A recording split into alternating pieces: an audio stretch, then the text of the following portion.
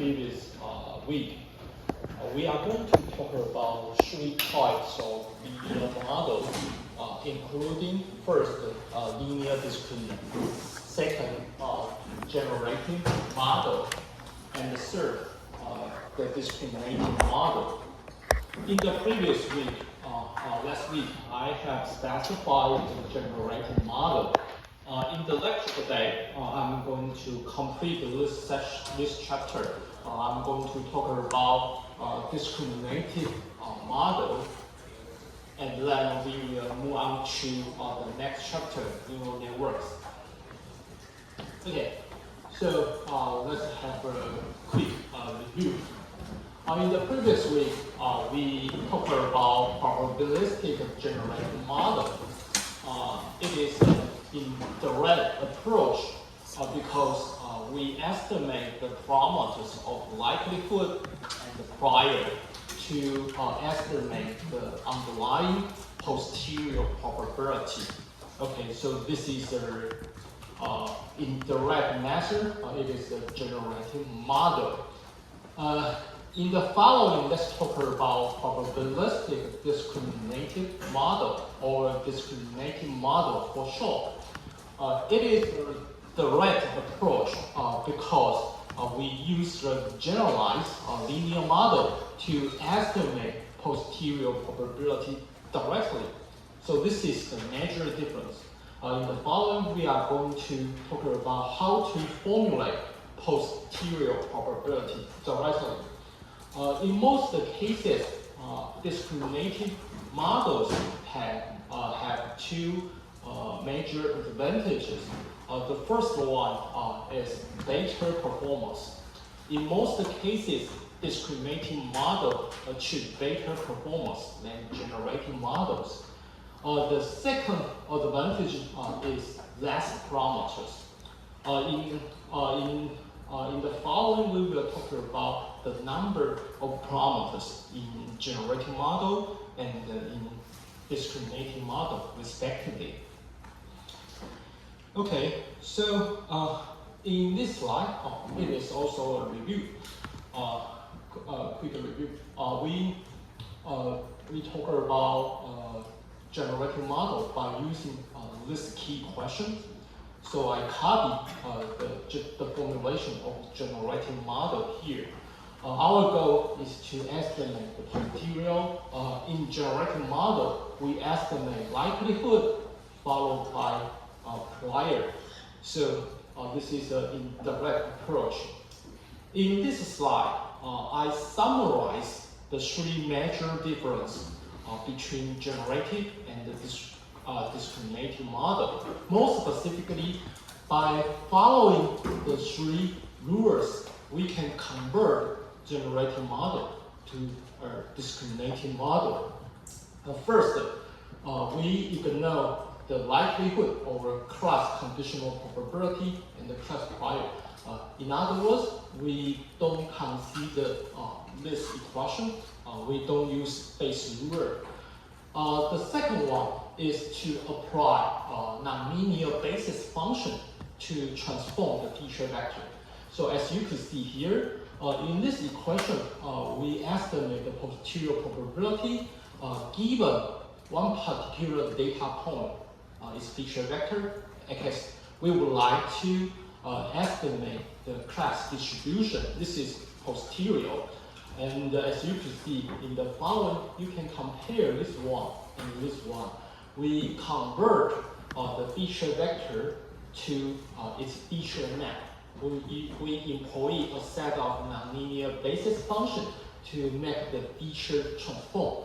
So this is the second difference. Let's look at the major difference.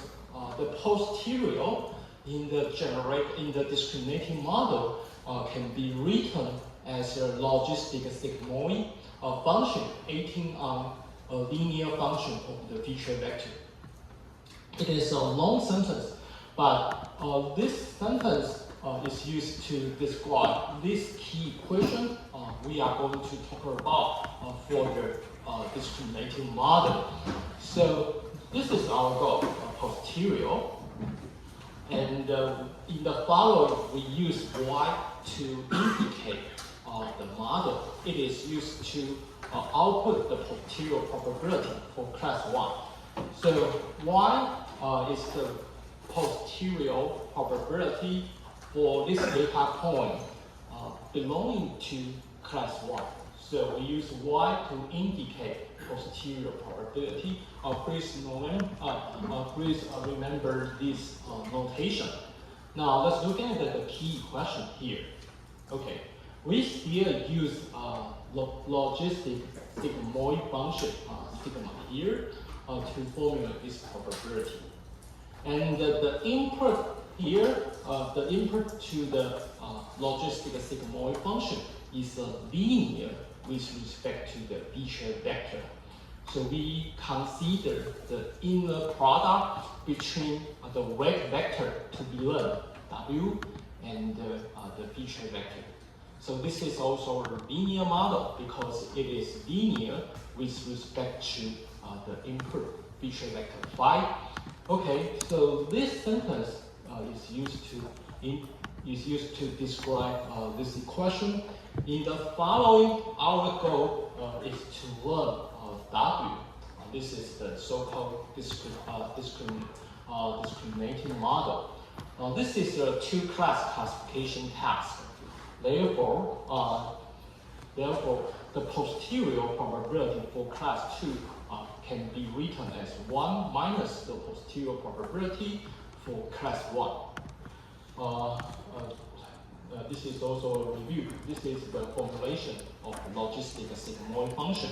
It is used to convert the real value axis from infinity, minus infinity to infinity to the range between 0 and 1.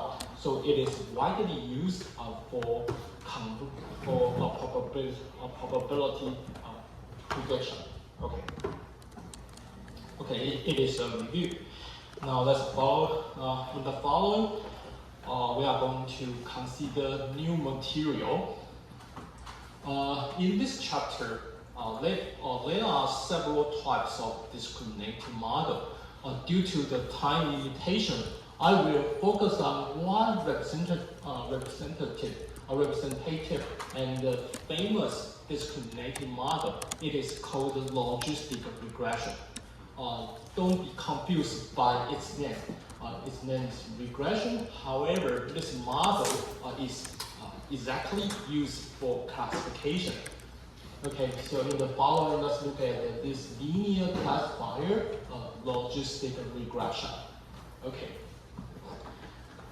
This model in the previous slide is called logistic regression.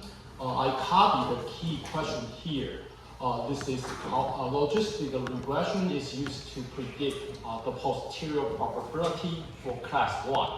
And we use y to denote the posterior probability, and it can be written, its formulation is given here. The input to the logistic sigmoid function is linear with respect to the input feature vector phi. Our goal is to learn W. Now let's look at the numbers of learnable parameters in discriminating model. As you can see, our goal is to learn just the weight vector. And the phi